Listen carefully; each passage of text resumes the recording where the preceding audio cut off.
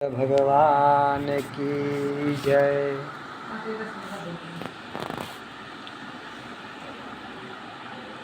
श्रीमद् भागवत महापुराण महात्म्य सच्चिदानंद रूपाय विश्वोत्पत्ते दिहेतवे तापत्रय विनाशाय श्रीकृष्णाय वयं नमः। नेमिषे सुतमासीन अभिमात्य महामतिं तथा अमृतं रसास्वाद कुशलः शौनको ब्रवीत्। नैमिष्यावरण धामो 88,000 ऋषिओ सूत पुराणी रोमहर्षणना पुत्र सूत पुराणी અને 88,000 ઋષિઓ સત્સંગ માટે ભેગા થયા છે। જુઓ, હરિનો સત્સંગ, હરિનું નામ, એનાથી આ દુનિયામાં મહત્વનું। બેટા જય શ્રી કૃષ્ણ, બેટા જય શ્રી કૃષ્ણ।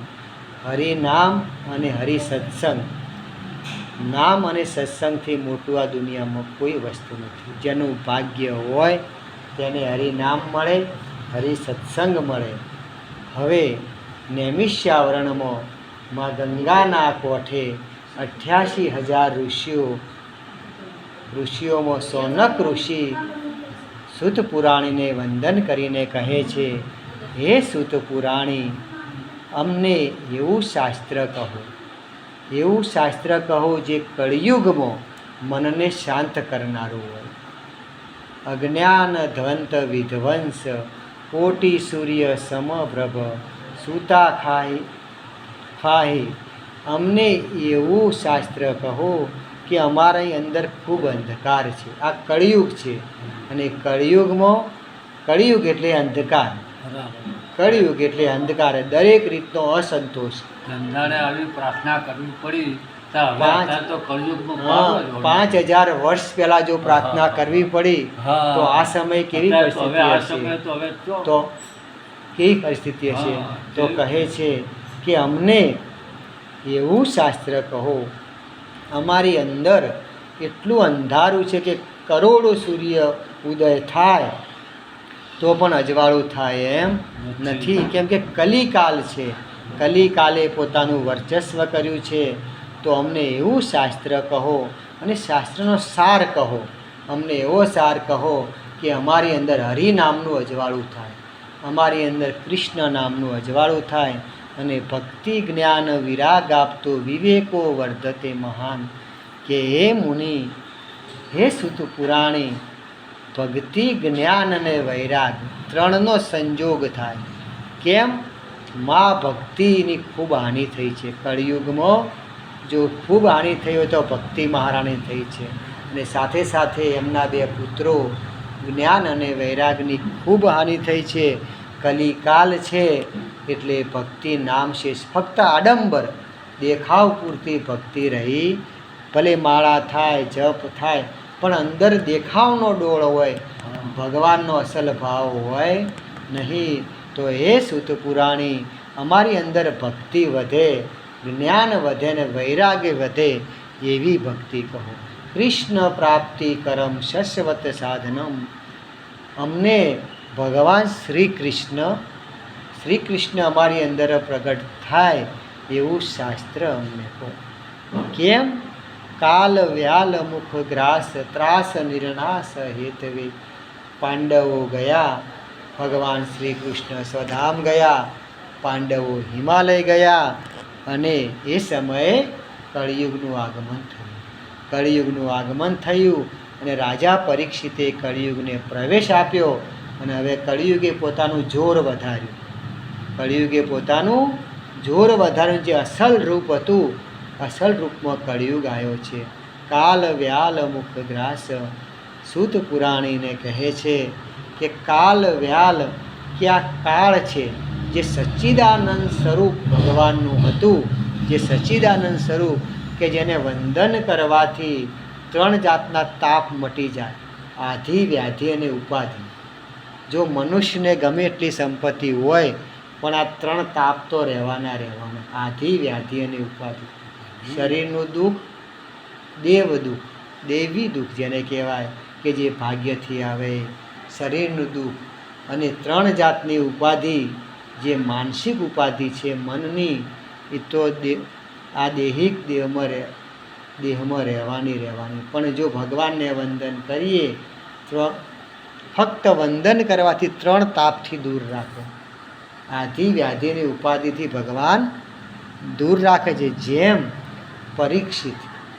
પરીક્ષિતની જેમ ગર્ભમાં રક્ષા કરી. સમજવા જેવું છે આ તત્વ. પરીક્ષિત ખૂબ ભાગ્યશાળી છે. ઉત્તરાના માના ઉદરમાં ભગવાને રક્ષા કરી. જ્યારે પરીક્ષિતનો છેલ્લો સમય આવ્યો કે જ્યારે હવે 7 દિવસ એની પાસે છે, પરીક્ષિતને શ્રાપ થયો છે શૃંગી ઋષિનો, બ્રાહ્મણ પુત્રનો, 7 દિવસ છે, ત્યારે ભગવાનની કથા મળી. આ સમજવા જેવું છે કે અંત સમયે જ્યારે ઉદરમાં હતો ત્યારે ભગવાને રક્ષા કરી અને અંત સમયે ભગવાનની કથા મળી. આ પુણ્ય પાંડવોનું પુણ્ય હતું.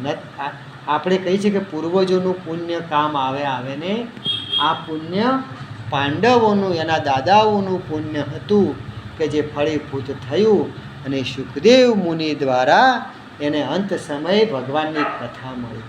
તો જુઓ, ભગવાનની કથા, ભગવાનનું સત્સંગ મળે એ જીવ ખૂબ ભાગ્યશાળી કહેવાય.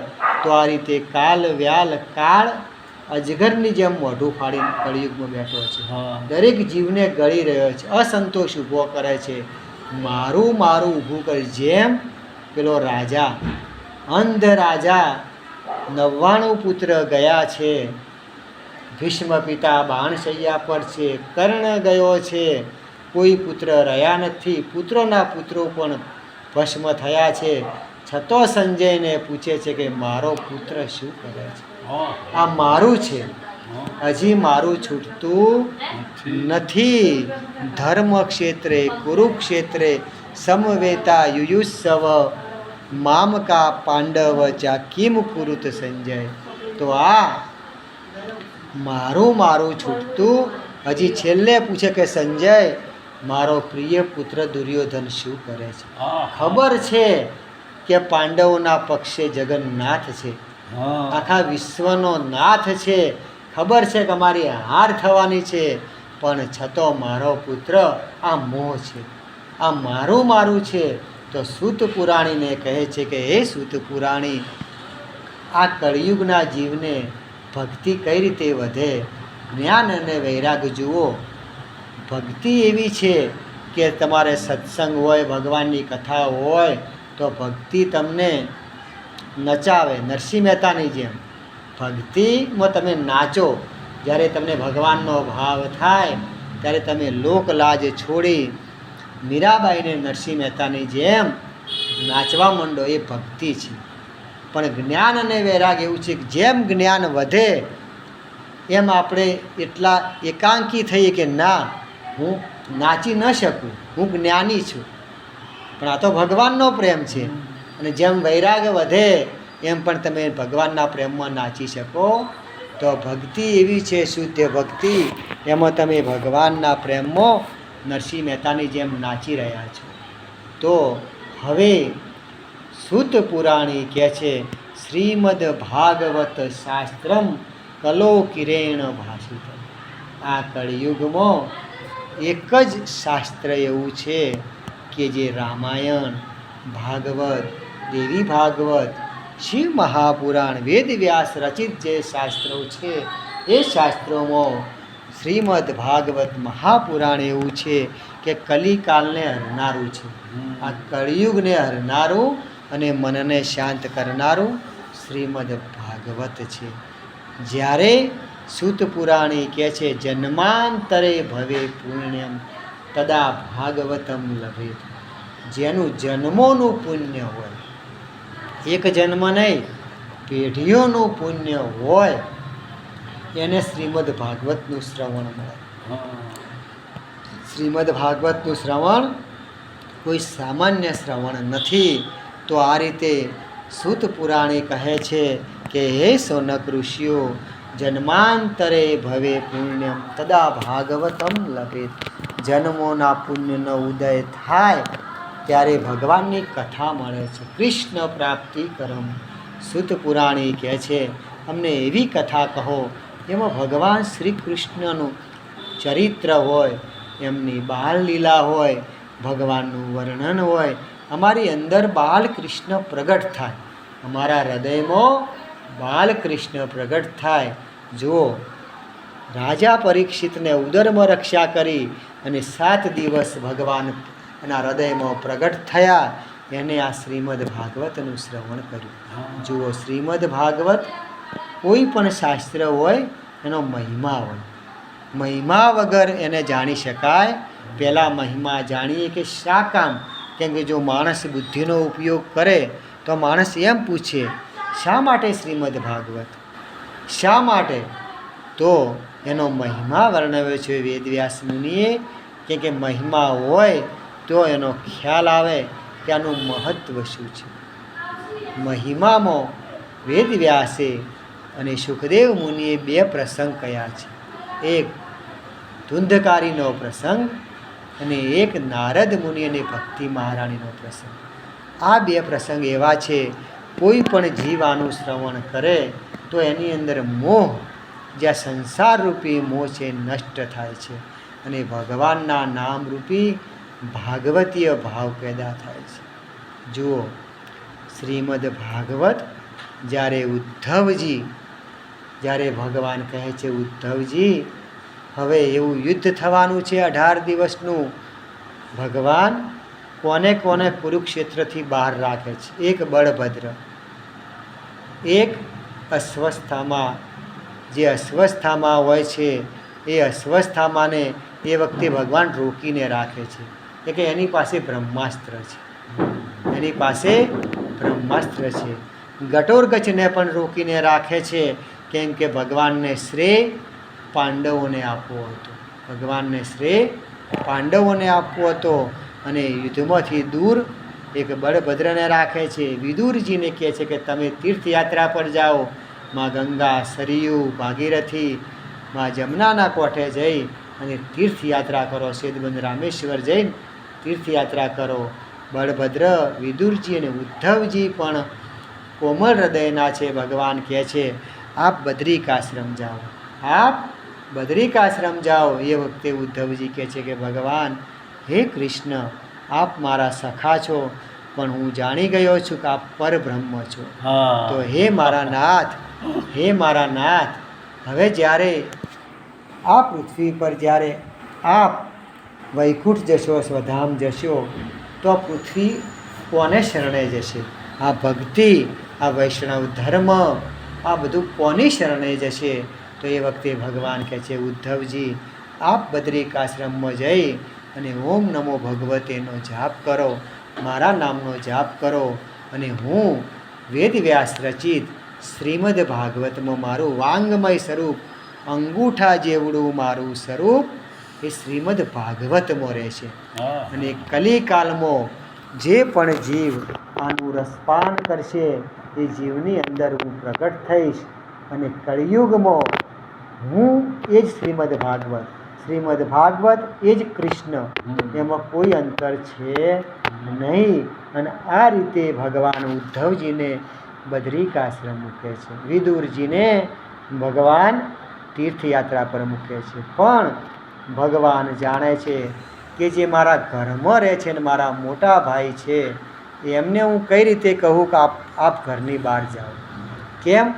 ભગવાન જાણતા હતા કુરુક્ષેત્રમાં મોટું યુદ્ધ થવાનું છે. ભગવાન ભારતભરના અધર્મીઓને એક જગ્યાએ ભેગા કરી, જેમ રૂ હોય, રૂનો મોટો ઢગલો હોય, એક જગ્યાએ ભેગો થાય અને એક અંગારો પડે તો રૂ બધું બળીને ખાખ થઈ જાય, એમ ભગવાન ભારતભરના અધર્મીઓને દુર્યોધનના પક્ષમાં લાવી એક જ જગ્યાએ ભેગા કરી અને ધર્મની સ્થાપના કરવા માગતા હતા. ધર્મની પણ બળભદ્ર એ પહેલેથી જ કૌરવોના પક્ષમાં હતા. કેમ? શકુનીએ ચાલ રમી હતી. શકુને કહ્યું કે એ ભાણા આ કૃષ્ણ આ ગોવાળીઓ તો આપણા પક્ષમાં આવશે નહીં. જ્યારે પણ મોટું યુદ્ધ થશે એમને ખબર હતી કે આપણે ભાગ આપવાના નથી, અને ભાગ માટે યુદ્ધ થશે તો જ્યારે મોટું યુદ્ધ થશે તો કૃષ્ણ તો આપણા પક્ષમાં આવશે નહીં. કેમ? કર્ણે કહ્યું કે હે દુર્યોધન, આપણી અંદર અધર્મ પડ્યો છે, અને અધર્મ હોય તો ભગવાન ના આવે. એ તો ધર્મમાં રહીએ તો ભગવાન આવે, બાકી ભગવાન આપણે પક્ષે. એટલે શકુનીએ રસ્તો બતાવ્યો કે ભાણા ભલે નાનો ભાઈ ના આવે પણ મોટા ભાઈને તો પક્ષમાં કરો. જો મોટા ભાઈને પક્ષમાં કરશો તો નાનો ભાઈ આપોઆપ આપણા વશમાં, કે બળભદ્રની વાત માનવી પડશે. એટલે આમને એક દિવસ બળભદ્રને આમંત્રણ આપી અને હસ્તિનાપુરમાં બોલાયા અને છત્રપતિનું સંબોધન કર્યું. છત્રપતિનું સંબોધન કર્યું. બળભદ્ર બોલ્યા, લ્યા દુર્યોધન, હું કયો રાજા છું? મારો નાનો ભાઈ દ્વારકાધીશ છે. કે ના ના, આપ દ્વારકાધીશ છો ને આપ છત્રપતિ છો. માન આપ્યું, એની ગાદી આપી. કોઈ પણ માણસને માન મળે એટલે અભિમાન આવે. બેટા જય શ્રી કૃષ્ણ, બેટા જય શ્રી કૃષ્ણ. એટલે અભિમાન આવે ને આવે, એટલે એને અભિમાન આવે ને આવે. તો દુર્યોધન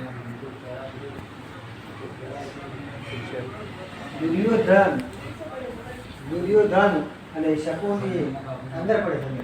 દુર્યોધન અને શકુનીએ ખૂબ માન આપ્યું એટલે બળભદ્ર દુર્યોધનના પક્ષમાં થયા અને દુર્યોધનના ગુરુ બન્યા. દુર્યોધનને યુદ્ધ શીખવ્યું અને દુર્યોધનના ગુરુ બન્યા અને રેવાઈ પણ બન્યા. દુર્યોધનને રેવાઈ બનાવ્યો. ભગવાનને થયું કે શકુનીની ચાલ સફળ થઈ અને મારા ભાઈ અધર્મીઓના ભેગા મળ્યા. અધર્મીઓના ભેગા મારા ભાઈ મળ્યા છે. અને હવે આ રીતે ભગવાનને થયું કે કુરુક્ષેત્રમાં જો બળભદ્ર હશે, શેષનાગનો અવતાર હતા, લક્ષ્મણજીનો અવતાર હતા, જો કુરુક્ષેત્રમાં બળભદ્ર હશે તો મારું ધાર્યું કામ થશે. ધાર્યું કામ એટલે એક દિવસ ભગવાને, કેમ કે મોટા ભાઈને કઈ રીતે કેવું કે તીર્થયાત્રા પર જાઓ, જો એમ કે તો બળભદ્ર એમ કે મને ઘરમાંથી કાઢવો છે, મને રાજમાં તારે ભાગ નથી આવવો. એટલે ભગવાને યુક્તિ કરી અને એક દિવસ ભગવાન એક પહેલીઓ બ્રાહ્મણ હોય છે કે નિત્ય દ્વારિકામાં માગવા માટે ભિક્ષાવૃત્તિ માટે જાય છે.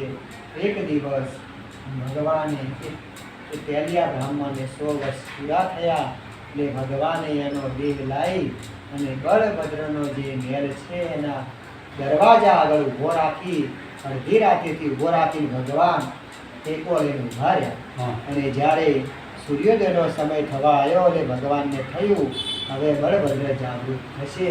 અને બળભદ્ર જાગૃત થયા અને દરવાજો બહાર ખુલતો હતો બારનો, અને ભગવાન સંતાઈ ગયા. અને બળભદ્રએ જેવો ધક્કો બારણાને માર્યો અને આ બ્રાહ્મણ પડી ગયો. બ્રાહ્મણ તો મૃત હતો. બ્રાહ્મણ પડી ગયો અને ભગવાન પીતાંબર પકડીને દોડ્યા, ભાઈ ભાઈ શું કર્યું, શું કર્યું?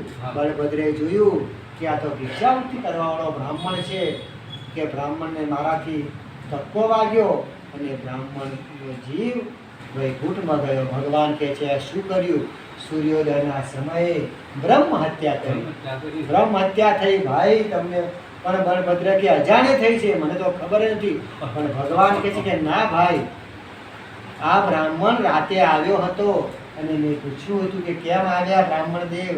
એટલે કહે છે કે આજે તો બળભદ્ર પાસેથી દાન મેળવવું છે, એટલું બધું દાન મેળવવું છે દાઉ ભૈયા પાસેથી કે મારે ભિક્ષાવૃત્તિ કરવી પડે નહીં. એટલા બ્રાહ્મણ આખી રાતનો આપણા બારણા પાસે ઊભો હતો અને એને ઊંઘ આવી ગઈ છે. પણ બળભદ્ર કે ધક્કો માર્યો અને કનૈયા આનો જીવ વૈકુંઠમાં ગયો. પણ કનૈયા પણ ભગવાન કે છે બ્રહ્મ હત્યા થઈ. દાઉ ભૈયા આપણા હાથે બ્રહ્મ હત્યા, આપણા હાથે. તો દાઉ ભૈયા કહે છે કે કનૈયા એક કામ કર, આ વાત કોઈને કરતો, આ બ્રહ્મ હત્યા થઈ એ કોઈ વસુદેવ દેવકીને રોહિણી માતાને કોઈને વાત કરતો દ્વારકામાં, પણ કે હું તો વાત નહીં કરું, પણ આનું પ્રાયશ્ચિત તો કરવું પડે ને. આ બ્રહ્મ હત્યા થઈ છે. તો એ વખતે બળભદ્ર કહે છે, કનૈયા ચિંતા ના કર, હું ગંગામાં ડૂબકી મારીશ, જમનામાં ડૂબકી મારીશ, જપ તપ કરીશ, બ્રાહ્મણોને દાન કરીશ.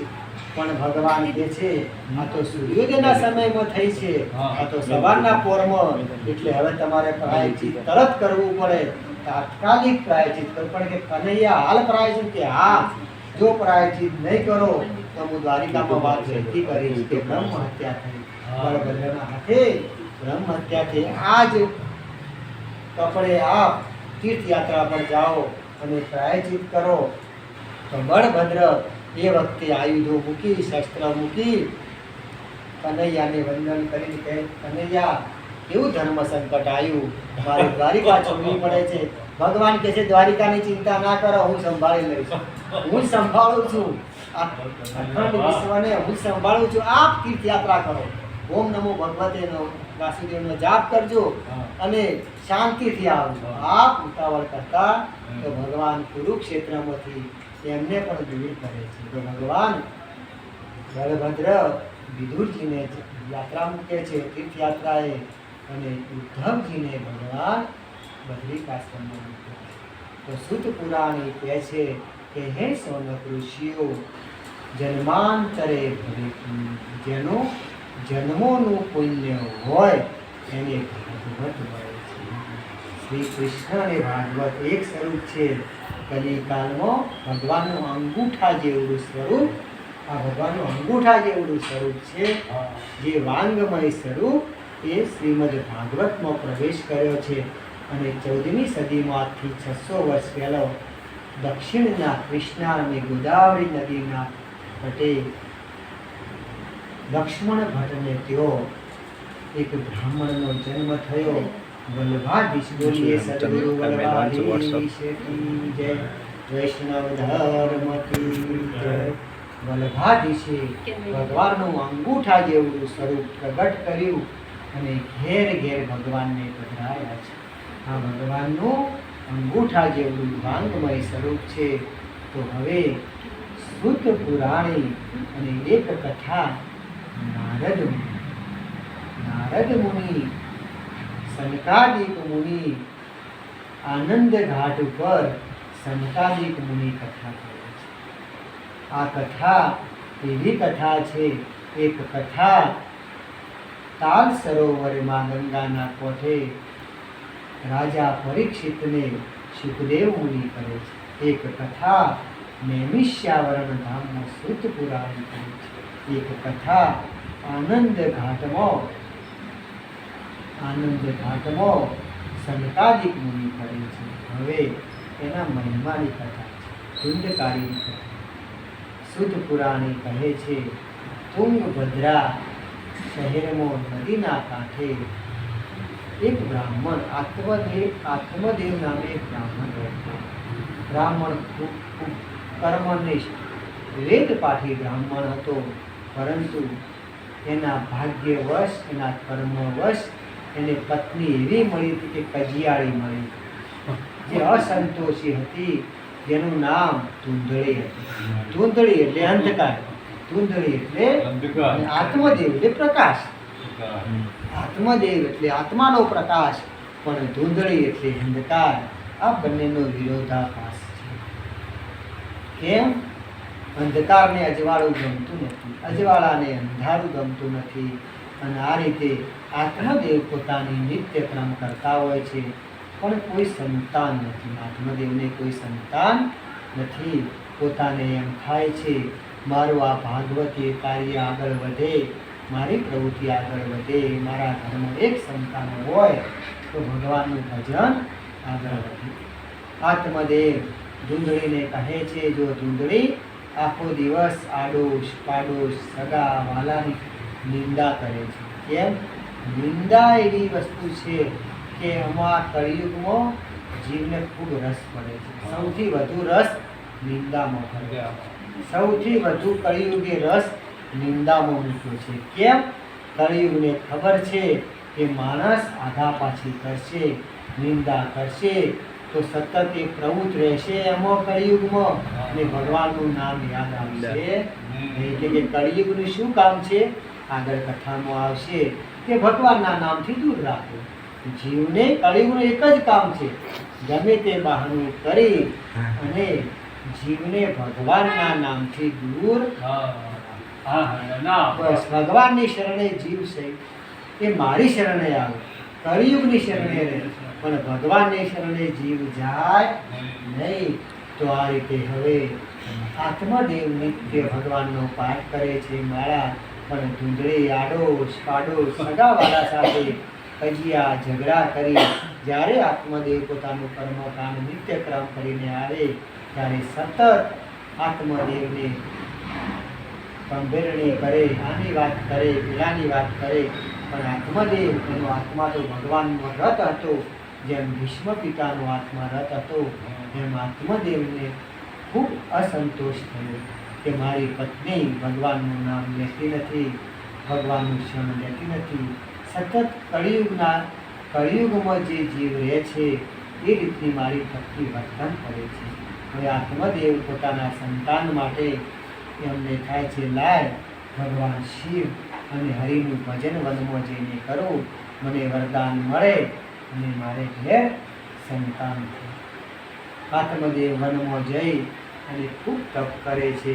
એક સાધુ મહારાજ આવે છે, કહે છે આત્મદેવ આપના ભાગ્યમાં સંતાન સુખ નથી, સંતાન સુખ નથી. પણ આત્મદેવ કહે છે મારો નિત્યક્રમ મારો વેદ પાઠ ચાલુ રહે તે માટે મારે સંતાન, મારા ઘેર સંતાન આવે. તો એ વખતે આત્મદેવને એ સાધુ એક ફળ આપે છે, તમારા ભાગ્યમાં તો સંતાન નથી, પણ જો ભગવાનની ઈચ્છા હશે, આપનું તપ જપથી ભગવાન રાજી થયા છે, તો આ ફળ લઈ જાઓ અને આપની પત્નીને આ ફળ ખવડાવજો. આત્મદેવ આવે છે, ખૂબ રાજી છે. ને ધૂંધળી આત્મદેવના ગયા પછી એને ખૂબ મજા પડી છે. કજિયા કરવાની, ટંકા કરવાની, નિંદા કરવાની કોઈ રોકનારું હતું નહીં. ને આત્મદેવ આવીને કહે છે કે લે ધૂંધળી આ ફળ છે, તું આ ફળ ખા તો આપણે ઘેર સંતાન જન્મે. ભાગવતીય સંતાન જન્મે. ધૂંધળીને થયું કે હું એકલી સારી, હું એકલી બાળક થાય, બાળકનું પોષણ કરવું, પાલન કરવું, એટલું બધું કરવું પડે, તો એના કરતાં હું એકલી સારી, હું મારી મોજમાં સારી, કળિયુગની મોજમાં રહેવું હતું. તેથી ધૂંધળી આ ફળ ગૌ માતાને ખવડાવે છે, ફળ ગૌ માતાને ખવડાવે છે. અને ધૂંધળીની બેન એ સમયે ધૂંધળીના ઘેર આવેલી હોય છે. એની બેન કહે છે કે ધૂંધળી તું ચિંતા ના કર, આત્મદેવને કહેજે કે મેં ફળ ખાધું, મારે સંતાન થવાનું છે, મારે સંતાન થવાનું છે.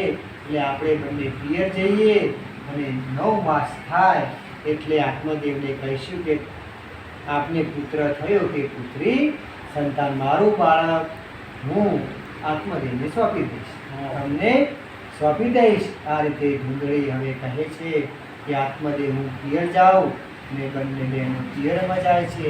તો બાળકનો જન્મ થાય છે અને ધૂંધળી બેનના બાળકને લઈ અને આત્મદેવને કહે છે આપને પુત્ર થયો છે, અને પુત્ર. આત્મદેવ ખૂબ રાજી થાય છે. પેલી બાજુ ગૌ માતા પણ એક બાળકનો જન્મ આપે છે. તે બાળક ગોકર્ણ મુનિ, જેના કાન ફળ ખવડાવ્યું, જે ગૌ માતાને ફળ ખવડાવ્યું, તો ગૌ માતાને એક વાછરડાનો જન્મ થયો, પણ એનું મોઢું માણસ જેવું હતું અને કાન ગાય જેવા હતા. એનું નામ ગોકર્ણ રાખ્યું. ગોકર્ણ મુનિ, જેના કાન ગાય જેવા છે. ગોકર્ણ મુનિ. આ બાજુ ધૂંધળી જે પુત્ર લાવી એનું નામ ધૂંધકારી રાખ્યું. અંધારું હતું એટલે અંધારું જ નામ રાખ્યું, ધૂંધકારી નામ રાખ્યું.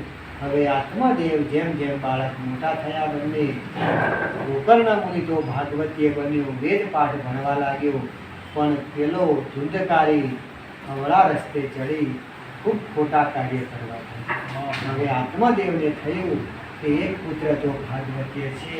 હવે ગોકર્ણ મુનિને લાગ્યું આ સ્થળે રહેવું નથી, તેથી તપ કરવા માટે ગંગાના કોઠે જાય છે. પિતાની આજ્ઞા લઈ અને ગંગાને કોઠે જાય છે.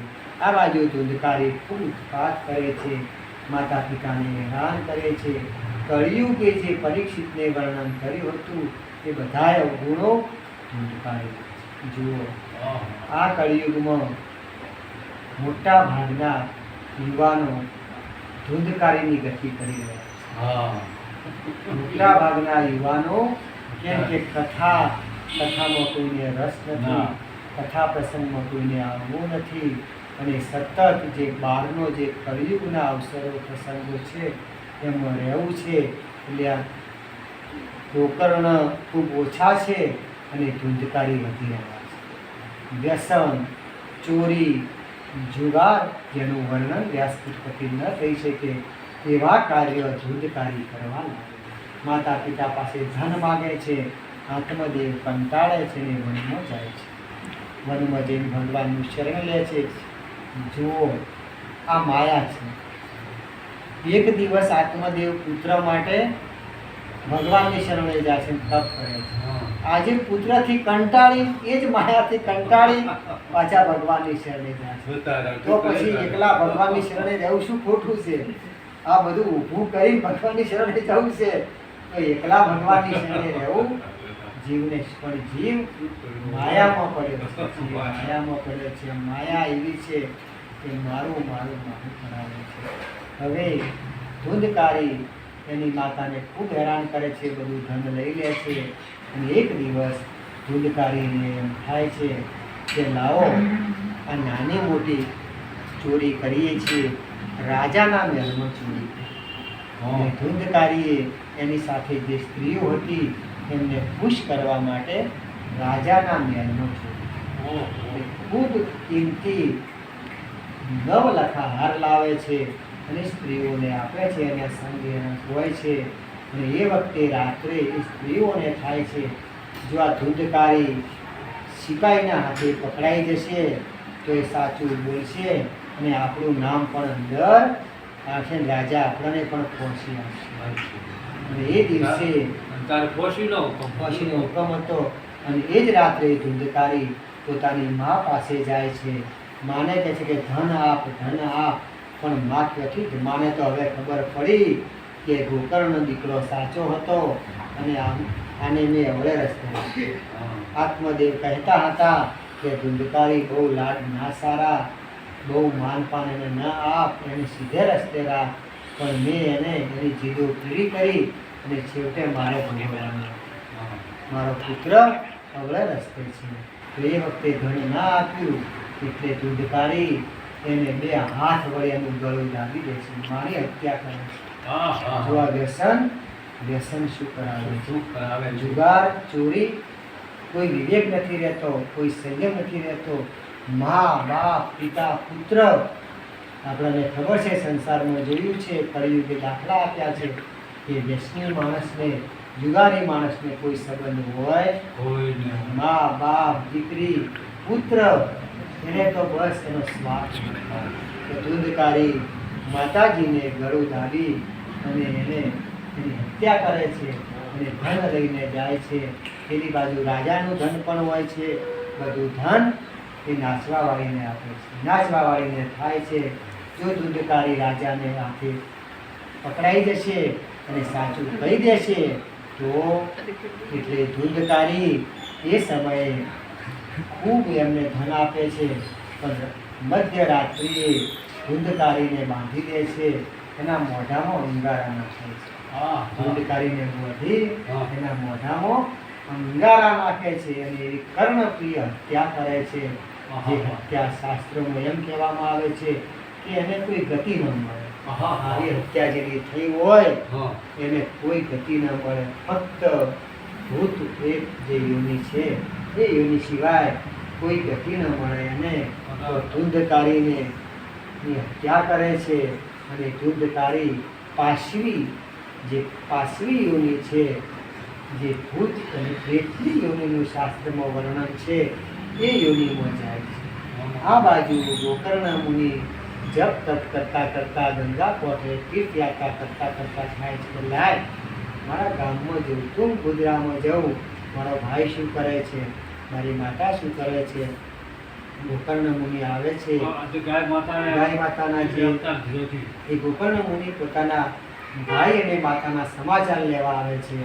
તો ગામમાં આવીને પૂછે છે કે ના ભાઈ, બંને કોઈ ગામમાં નથી, અમારી માતા પણ નથી, અમારો ભાઈ પણ નથી. અને એ વખતે ગોકર્ણ મુનિ પોતાના ઘેર પોતાની ઝૂંપડીમાં આવી અને રાતે ભજન કરે છે. રાતે ભજન કરે છે એટલામાં ચિત્કાર થાય છે અને અવાજ આવે છે. ગોકર્ણ મુનિ મા ગંગાનું જળ છોટીને કહે છે જે હોય એ પ્રગટ થાય. ધૂંધકારી પ્રગટ થાય છે કે ભાઈ હું છું, હું તારો નાનો ભાઈ ધૂંધકારી છું. તું આ યોનિમાં કે હા ભાઈ, હું પાછલી યોનિમાં છું. હું એવી યોનિમાં છું કે મને ભૂખ લાગે, જમી નથી શકતો, તરસ લાગે, પાણી પી શકતો નથી અને મને સતત દુઃખ પડે છે. ભાઈ મને યોનિમાંથી મુક્ત કર, મને યોનિમાંથી મુક્ત કર. એ વખતે ગોકર્ણ મુનિ કહે છે કે ભાઈ તું ચિંતા ના કર, હું ગંગા કોઠે જાઉં, પ્રયાગરાજે જાઉં, પ્રયાગરાજ જઈ અને તર્પણ કરું, અર્પણ કરું, તને મુક્તિ મળશે. ગોકર્ણ મુનિ પ્રયાગરાજ આવે છે. પ્રયાગરાજ આવી તર્પણ અર્પણ કરે છે અને પાછા પોતાના ઘેર આવે છે. હવે તો થાય છે મારા ભાઈને મુક્તિ મળી ગઈ. રાત પડી અને ગોકર્ણ મુનિ ભજનમાં બેસે છે. પાછો એનો એ જ ચિત્કાર, એનો એ જ અવાજ, ભાઈ ભાઈ મુક્તિ આપ. ભાઈ અંજલિ છોટે છે કે હે ધૂંધકારી, હું તો પ્રયાગરાજ જઈને આવ્યો, પ્રયાગરાજમાં તર્પણ કર્યું છે, પણ ધૂંધકારી કહે છે કે હે ભાઈ, માં ગંગા મને નહીં સ્વીકારે. જુઓ, માં ગંગા અમુક પાપ જ ધોવે છે, બધા પાપ ધોતી. આ તો કે પાપ કરો ને ગંગામાં સ્નાન કરો, આ બહુ સસ્તું છે, આ બહુ સસ્તું છે. પાપ કરીને ગંગાએ જો પાપ કરીને ગંગાએ એ તો ભૂલથી પાપ થયું હોય તો એનું પ્રાયશ્ચિતમાં ગંગા. બાકી જાણી જોઈને પાપ કરો ને ગંગામાં જો જાણી જોઈને પાપ કરો તો માં ગંગા સ્વીકારતી કે ભાઈ માં ગંગા મને ના સ્વીકારે. કે કેમ? તો મેં અધમમાં અધમ પાપ કર્યું છે. હજી ગોકર્ણને ખબર નથી કયું પાપ છે, કે શું પાપ કર્યું ભાઈ એવું. તો મેં માની હત્યા કરી છે. ગોકર્ણ મને ઊભા થઈ જાય, ભાઈ માની હત્યા કે હા, જેને જન્મ આપ્યો આમ તેની માં જ કહેવાય, તો મેં માની હત્યા કરી છે. ગોકર્ણ મુનિ કહે છે ભાઈ ભાઈ તું કેવા સંગે પડ્યો અને કેવો સંગ થયો. જોવા ભાગવત મહાત્મામાં પ્રથમ જ કહે છે બાળકોને કદાચ સંપત્તિ ઓછી આપશો, જમીન પૈસા ધન ઓછું આપશો તો ચાલશે, એ તો એના ભાગ્યમાં હશે ને, એનું મહેનત હશે તો આપોઆપ રહેશે. પણ જો સંસ્કાર નહીં હોય, જો અવળા રસ્તે બાળક ગયો તો ધૂંધકારી ભાગવત આપે છે. વ્યસન, જુગાર અને ચોરી, આ ત્રણ વસ્તુ માણસને ખૂબ અવળા રસ્તે લઈ જાય છે. એ આગળ પરીક્ષિતને કળિયુગ કહે છે, આગળ કળિયુગ એનું વર્ણન કરશે. અને હવે ગોકર્ણ મુનિ કહે છે ભાઈ તું ચિંતા ના કર, સવારે સૂર્યોદય થાય એટલે હું કંઈક રસ્તો. ગોકર્ણ મુનિ પંડિતો બ્રાહ્મણો સૌને પૂછે છે કે મારા ભાઈને પ્રયાગરાજમાં જઈ અંજલિ આપી પણ મુક્તિ મળી નથી. તો એ વખતે ગોકર્ણ મુનિને એક બ્રાહ્મણ કહે છે આપ સૂર્યનારાયણને પૂછો, સૂર્યનારાયણને પૂછો, એ કંઈક રસ્તો આપશે. તો સૂર્યોદય થાય છે, બીજા દિવસે સૂર્યનારાયણ આવે છે અને એ વખતે ગોકર્ણ મુનિ ગંગાજળની અંજલિ. જુઓ બ્રાહ્મણમાં કેટલી શક્તિ છે. બ્રાહ્મણ પોતાના ધર્મમાં રહે તો વલ્લભાધીશ, ચૈતન્ય મહાપ્રભુ, શંકરાચાર્ય, માધવદાસ મહારાજ, ડોંગરેજી મહારાજ કેટલા નામ લેવા અને ગોકર્ણ મુનિ બની શકે. અને એનો જ બ્રાહ્મણ જો અધર્મમાં જાય તો રાવણ બની શકે, ધૂંધકારી બની શકે. એનો એ જ બ્રાહ્મણ કુંભકર્ણ બની શકે, એનો એ જ બ્રાહ્મણ અધર્મમાં જાય તો બની શકે, એનો એ જ બ્રાહ્મણ અસ્વસ્થામાં બની શકે. જે ઉદરમાં રહેલા બાળકને પણ હત્યા કરવામાં આવે છે. દ્રૌપદીના 5 પુત્ર તો માર્યા, પણ આ બ્રાહ્મણ ઉદરમાં રહેલા એને સંગ થયો છે. કેટલો ગીત સંગ દોષ સંગ દોષ કે ઉદરમાં રહેલા બાળકને પણ રામ નથી. તો આ બ્રાહ્મણ જો ધર્મમાં રહે તો બ્રાહ્મણ શું કરે અને અધર્મમાં રહે તો પણ બ્રાહ્મણ શું કરી શકે? રાક્ષસ વૃત્તિમાં બ્રાહ્મણ રહે છે. હવે સૂર્યનારાયણને અંજલિ છોટે છે અને સૂર્યનારાયણના રથ ઉપાડે છે. જુઓ આ બ્રાહ્મણમાં કેટલી વૈદિક શક્તિ છે. સૂર્યનારાયણના રથને ઉપાડ આપે છે. સૂર્યનારાયણ કહે છે, ગોકર્ણ મુનિ મારી ગતિ કેમ અવરોધી? શું કાર્ય છે? તો કે મારા ભાઈને મુક્તિ નથી મળતી. કોઈ એવું કાર્ય કહો, કોઈ સદકાર્ય. તો એ વખતે સૂર્યનારાયણ કહે છે કે ગોકર્ણ મુનિ શ્રી હરિએ બ્રહ્માજીને ભાગવત કહ્યું. બ્રહ્માજીએ મને કહ્યું હતું, નારદ મુનિને કહ્યું હતું અને સંતાદિક મુનિ. તો આ શ્રીમદ ભાગવતનું જો પારાયણ થાય તો એને મુક્તિ મળે. માનવ તે સમયે ગોકર્ણ મુનિ નારદજીને મળે છે અને નારદજી દ્વારા શ્રીમદ ભાગવતનું નારદજી પાસે વિદ્યા લઈ શ્રીમદ ભાગવતની અને ગોકર્ણ મુનિ મા ગંગાના કોઠે 7 દિવસ પારાયણ કરે છે. અને એ વખતે ગોકર્ણ પૂછે છે કે ભાઈ તને મુક્તિ મળે મને શી ખબર પડે? તું પ્રેત યોની મળશે, તારી યોની અલગ છે.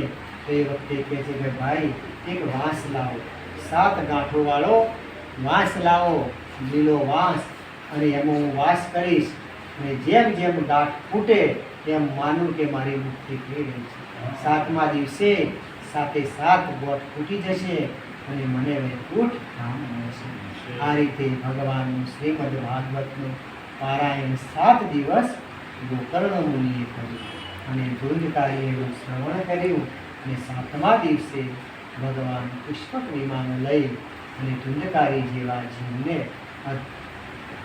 અધર્મી જીવ પણ જો ભાગવતની શરણે જાય, આ શાસ્ત્ર કહે છે કે અધર્મીમાં પણ એકવાર પ્રાયશ્ચિત કર્યા પછી ફરીથી ભૂલ ના કરી. આ જીવ જેવો કેવો છે? 5 તત્વોનું પૂતળું છે, 5.5 ફૂટનું પૂતળું છે. ભૂલ તો થાય સંસારમાં જીવ છે ને માયા તો વળગે અને પણ એકવાર પ્રાયશ્ચિત કરી અને ફરીથી ભૂલ ના કરે તો માં ગંગા પણ ક્ષમા કરે અને ભગવાન પણ ક્ષમા કરે. ગોકર્ણ મુનિ શ્રીમદ ભાગવતનું પારાયણ કરે છે. આ રીતે કળિયુગમાં પ્રથમ પારાયણ સુખદેવ મુનિએ કર્યું. પછીનું પારાયણ એક ગોકર્ણ મુનિએ કર્યું. એક પારાયણ સંતાદિક મુનિ જે નારદ મુનિની હાજરીમાં આનંદ ઘાટે માં ગંગાના કોઠે. હવે બીજો મહિમા કહે છે, જુઓ શાસ્ત્રનો મહિમા જાણવો ખૂબ જરૂરી છે. મહિમા વગર તમે એમાં પ્રવેશ કરી શકો ભાવ ન થાય. ભગવાનનો ભાવ. એક સમયે નારદ મુનિ પૃથ્વી પર આવે છે. નારદ મુનિને થાય છે ભગવાન વાસુદેવ હમણાં સ્વધામ ગયા છે, એમના વગર પૃથ્વીની શું હાલત છે? ધર્મની ભક્તિની શું હાલત છે? નારદ મુનિ અહમ તુ પૃથ્વી યાતો, અહમ તુ પૃથ્વી યાતો જ્ઞાતા સર્વો તમામિતિ પુષ્કરમ ચ પ્રયાગમ ચ કાશીમ ગોદાવરી તથા હરિક્ષેત્રમ કુરુક્ષેત્રમ શ્રીરંગમ સેતુવંદન. નારદ મુનિ આખી પૃથ્વીની પ્રદક્ષિણા. કુરુક્ષેત્ર, હરિદ્વાર, બદ્રીનાથ, કેદારનાથ, અમરકંટકમાં ગંગા, જમુના, વૃંદાવન સર્વેની પ્રદક્ષિણા. ખેડબંધ, રામેશ્વર, શ્રીરંગ, દ્વારિકા દરેક જગ્યાએ નારદ મુનિ જાય છે, પણ કોઈ જગ્યાએ સંતોષ જોવા નથી. જીવ અસંતોષી છે. ઉદરમ ભરીણો જીવા વરાહ. ઉદરમ ભરીણો જીવા વરાહ. નારદ મુનિ જુએ છે કે ભગવાનને ગયા થોડા વર્ષ થયા છે સ્વધામ ગયા, પણ આ જીવી રહ્યો છે ફક્ત પેટ ભરે. તો પશુ પણ પેટ ભરી રહ્યા છે, અને આ 5 તત્વોનું પૂતળું માણસ પણ હરિભક્તિને ભૂલી અને પેટ ભરી રહ્યો છે, અને સ્વાર્થ વૃત્તિ કરે છે, મારું મારું કરે છે, એમને સંતોષ નથી. નારદ મુનિ લાગે છે, નાય હું આટલા બધા ધામ ફર્યો, કોઈ જગ્યાએ મેં સંતોષ જોયો નહીં. ભગવાન જો 11 વર્ષ રહ્યા વૃંદાવન, એ વૃંદાવનમાં તો સંતોષ હશે, હરિનું નામ હશે. બાકીના ધામમાં હરિનું નામ હતું, પણ આડંબરમાં હતું, દેખાવમાં હતું, અસલ ભાવ હતો. નારદ મુનિ વૃંદાવન આવે છે, વૃંદાવનમાં જમનાના કોઠે આવે છે. જમનાના કોઠે એક જુવાન બાઈ, એના સાડી ફાટેલી છે, એના ખોળામાં 2 વૃદ્ધ પુરુષ છે, અને એક જુવાન સ્ત્રી ચીંથરે હાલ બેઠી છે, અને એની આજુબાજુ કેટલીક સ્ત્રીઓ બેઠી છે. નારદ મુનિને થાય છે, વૃંદાવન ભગવાનનું ધામ, ભગવાન 11 વર્ષ રહ્યા, આ ધામમાં આવી કોની સ્થિતિ? નારદ મુનિ પૂછે છે કે તમે કોણ છો દેવી?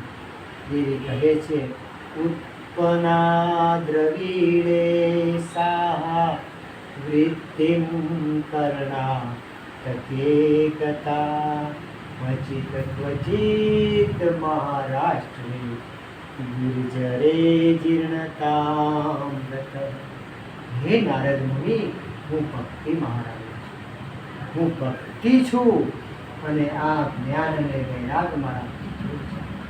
હું દ્રવિડ દક્ષિણમાં જન્મી, કર્ણાટકમાં ઉછેર થયો, મહારાષ્ટ્રમાં મને માન મળ્યું, અને ગુજરાતમાં ગરવી થઈ. ગુજરાતમાં હું ગરવી થઈ કેમ? આડંબર વધ્યું, અસલ ભક્તિ રહી.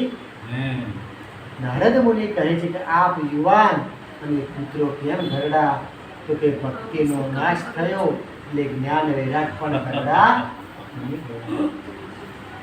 ભક્તિ મહારાણી કહે છે કે હે નારદ મુનિ, અમને ફરીથી સજીવન કરો, કંઈક ઉપાય કરો. આપ મુનિ છો, મહામુનિ છો, આપની પાસે ભગવાનનું નામ છે. નારદ મુનિ મંત્ર બોલે છે, શ્લોક બોલે છે, પણ જ્ઞાન વૈરાગ પર કોઈ અસર થતી નથી.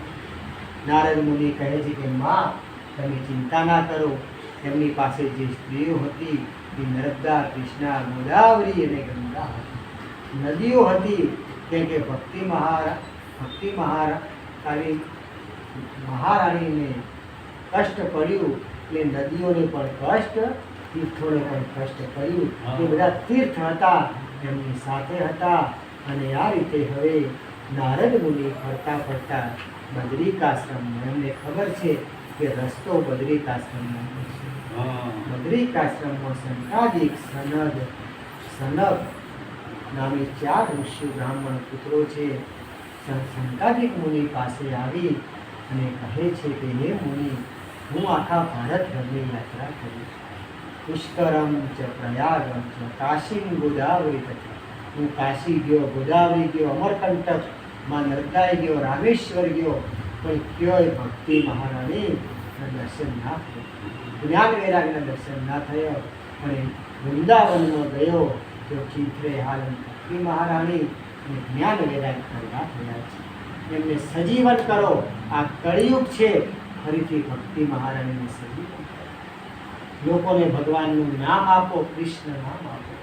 એ વખતે સંકાદિક મુનિ કહે છે કે નારદ મુનિ, મા ગંગાને કોઠે 7 દિવસ શ્રીમદ ભાગવતનું પારાયણ કરવું પડે, તો ફરીથી એમનામાં સજીવનતા આવે, ફરીથી સજીવન થાય. તો એ વખતે નારદ મુનિ ભક્તિ મહારાણીને લઈ અને જ્ઞાન વૈરાગને લઈ મા ગંગાના કોઠે આનંદ ઘાટે 7 દિવસ શ્રીમદ ભાગવતનું પારાયણ સંકાદિક મુનિ કરે છે. અને પછી જેમ જેમ પારાયણ થાય છે, પ્રથમ શ્લોક બોલ્યો કૃષ્ણ નારાયણ વંદે, ધીમે ધીમે ચેતના આવી છે. ભક્તિ મહારાણી પુષ્ટ બન્યા છે, જ્ઞાન વૈરાગ પુષ્ટ બન્યા છે. તો શ્રીમદ ભાગવત મહાપુરાણનું મહિમા છે. આપણે આજની કથામાં મહિમા જોયો, શ્રીમદ ભાગવત મહાપુરાણનો મહિમા જોયો. જે મહિમા એવો છે એનું શ્રવણ કરવાથી જુઓ વિપુભાઈ, દિવ્યાબેન, યતિબેન, આપ ભાગ્યશાળી છો. આટલી નાની ઉંમરે ભગવાનની કથા સાંભળો છો. લોકોને 80 વર્ષે પણ ભગવાનની કથા મળતી તમે ખૂબ ભાગ્યશાળી છો. તમારા પ્રયત્નો વગર સામેથી તમારા ઘેર કથા આવે, ગંગા તમારા ઘેર આવે છે. ખૂબ ભાગ્ય. તમને હાલ ખબર નહીં પડે. જ્યારે તમે જીવનમાં આગળ વધશો, જ્યારે જીવનમાં તમને કોઈ સંઘર્ષ આવશે અને જ્યારે ભગવાનને યાદ કરશો, બાલકૃષ્ણને, કે હે ભગવાન, મેં તારી કથાનું શ્રવણ કર્યું છે, લાલા મેં પલોઠી વાળી છે, તારી કથામાં પલોઠી વાળી છે, અને લાલો બસ એટલું સાંભળશે, તમારું દુઃખ ભરી લેશે. બાલકૃષ્ણ, તો તમે ખૂબ ભાગ્યશાળી છો કે આ ઉંમરે ભગવાનની કથાનું શ્રવણ કરો છો. જુઓ આજની કથામાં ભગવાને ખૂબ ભાવ કરાયો, બાલકૃષ્ણએ ખૂબ ભાવ કરાયો. આ ભાવ એવો હતો કે જે ભાવ બાલકૃષ્ણનો ભાવ હતો, અને આ ભાવ કૃષ્ણમય ભાવ છે. આજની કથાને વિરામ આપીએ. જ્યારે ભગવાનની ફરીથી આજ્ઞા થશે તો આપણે આગળના સ્કંદમાં પ્રવેશ કરીશું. આગળ રાજા પરીક્ષિતનું વૃત્તાંત આવશે અને સુખદેવ મુનિનું પ્રાગટ્ય થશે. મા ગંગાને કોઠે સુખદેવ મુનિ કથા કરશે. બાલકૃષ્ણ લાલ કી, સિયાવર રામચંદ્ર ભગવાન, હનુમાનજી મહારાજ, વધવદાસ મહારાજ, ગૌ માતા કી જય, સનાતન ધર્મ. નમઃ પાર્વતી પતે, હર હર મહાદેવ. હર શ્રી કૃષ્ણ શરણમ મમ, શ્રી કૃષ્ણ શરણમ મમ.